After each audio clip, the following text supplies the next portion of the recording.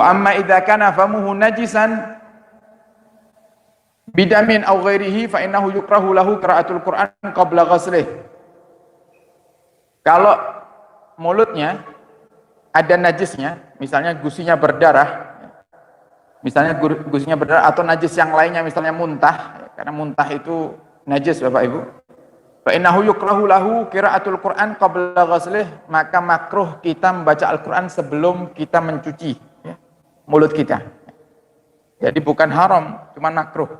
Makruh itu apa? Makruh kalau jenengan lakukan, jenengan tidak dosa. Tapi kalau jenengan tinggalkan dapat pahala, itu makruh. Jadi kalau ada orang baca Al-Qur'an kemudian gusinya berdarah, atau mungkin dia habis muntah belum dia cuci mulutnya, hukum baca Al-Qur'annya makruh. Terus bagaimana caranya? Kumur dulu.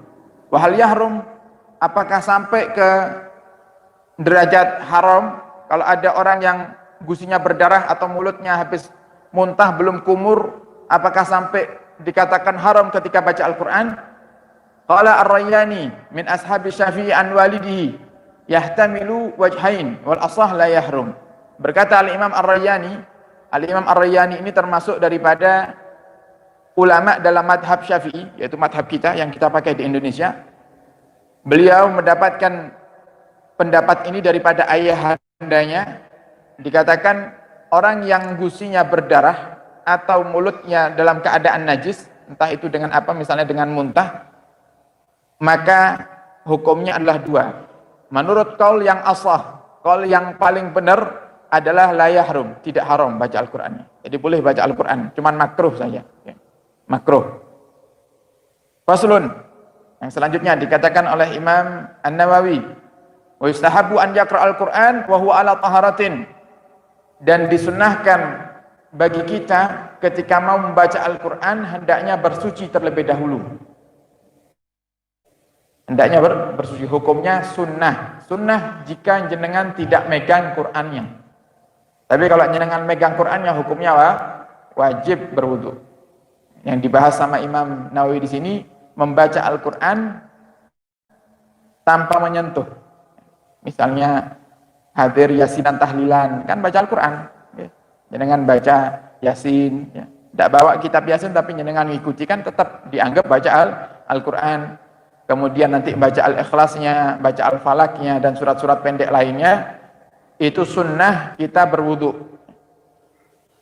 Fa in qara'a muhditsan jaza bi ijma'il muslimin. Kalau dia baca Al-Qur'an dalam keadaan berhadas kecil, boleh dengan ijma'nya para ulama. Sepakat para ulama, kita baca Al-Qur'an tanpa menyentuh, baca saja tanpa menyentuh, tidak punya wudu, hukumnya boleh. Jadi jangan sambil jalan belum wudu, sambil jalan mengulang-ulang surat Al-Ikhlas, boleh, tidak masalah. Atau mengulang-ulang surat atau ayat kursi, boleh, tidak jadi masalah, boleh. Wal ahadits fihi katsirah. Dan hadis yang menjelaskan tentang ini banyak sekali. Menjelaskan tentang baca Al-Qur'an tanpa wudu diperbolehkan, itu banyak hadisnya.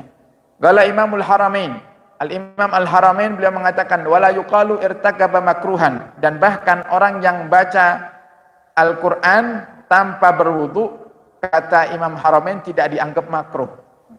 Dia tidak dianggap berbuat hal yang makruh. Lil afdal, hanya saja dia meninggalkan daripada afdalnya membaca Al-Qur'an. Jadi pahalanya tidak seperti sempurnanya orang yang baca Al-Qur'an dalam keadaan berwudu. Misal kalau kita baca Al-Qur'an dalam keadaan berwudu sempurna, kalau dalam keadaan tidak berwudu separuhnya. Jadi tetap dapat pahala tapi tidak sebanyak orang yang berwudu. Fa in lam yajidil ma tayammam. Kalau tidak dapat dia dapati air, maka diganti dengan tayamum. Diganti dengan tayamum. Sama. Tayamum itu Bapak Ibu akan diperbolehkan jika memang syarat-syaratnya sudah terpenuhi.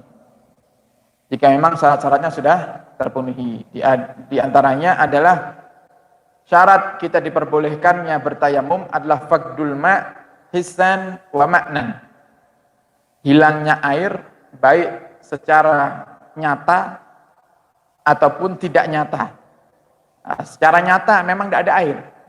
Misal musim kemarau tidak ada air, kemudian ada air sedikit, cuman bisa digunakan untuk minum. Kalau dibuat wudu akhirnya tidak ada minum nanti, maka tayamum.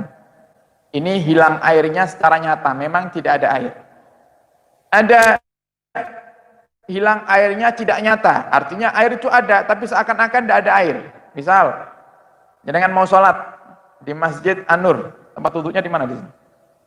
Di mana? Nah, di sini. Nah, jenengan mau sholat, misalnya dari malam istirahat di masjid, tidur di masjid ketiduran misalnya, ya. Oh, gimana Beb hukumnya tidur di masjid? Nah, sering ya? Banyak orang tidur di masjid, boleh. Tidak jadi masalah asal tetap menjaga kehormatan masjid. Jangan sampai najis. Ya. Najis dengan apa? Ya dengan air liur. Nah, air liur itu najis. Kalau air ludah tidak najis. Tapi kalau air liur najis. Kenapa? Kalau air liur itu keluarnya dari perut. Tapi kalau ludah ya dari sekitar mulut saja. Makanya dikatakan air liur itu atau bahasa Jawanya apa? Iler. Niku najis. Ya, kalau jenengan mau tidur di masjid harus sadar diri, ngileran apa mboten? Lek mboten nggih monggo. Dan yang tidak boleh juga kalau menjadikan masjid sebagai rumah, ya. Tidak boleh. Tapi kalau sekedar untuk istirahat boleh. Pernah diceritakan Sayyidina Ali bin Abi Thalib pernah tidur di masjid. Makanya Sayyidina Ali bin Abi Thalib itu mendapat julukan dari Rasulullah dengan julukan Abu Turab. Tadi Jumat pagi kita ceritakan Abu Turab itu karena kejadiannya beliau tidur di masjid. Masjid Nabawi zaman dulu tidak pakai keramik, ya. Tidak seperti sekarang. Dulu masjidnya ya tetap pasir. Jadi sholat ya di atas pasir.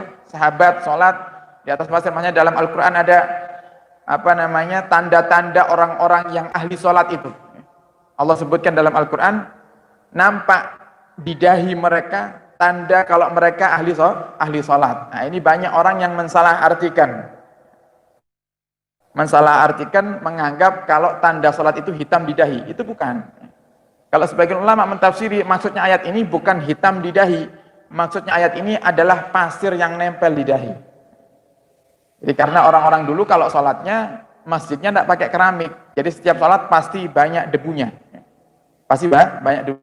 Makanya muncul hukum dalam ilmu fikih, kalau kita sholat kemudian kok di dahi kita ada debu, makruh kita usap. Jadi kalau jenengan lagi sholat, kok sujud jenengan kerasa ada yang kasar-kasar, kemudian jenengan bangun dari sujud atau mungkin berdiri kembali ke rakaat yang selanjutnya, jangan diusap itu debunya. Makruh hukumnya. Nanti kalau sudah selesai jenengan bersihkan monggo. Tapi kalau lagi sholat jangan. Debu itu nanti akan jadi saksi di akhirat. Eman-eman. Nah, dulu para sahabat Nabi Muhammad sholatnya ya gitu langsung nempel dengan debu-debu pasir yang ada di dalam masjid karena tidak ada lantainya, langsung tanah sana pasir, padang pasir.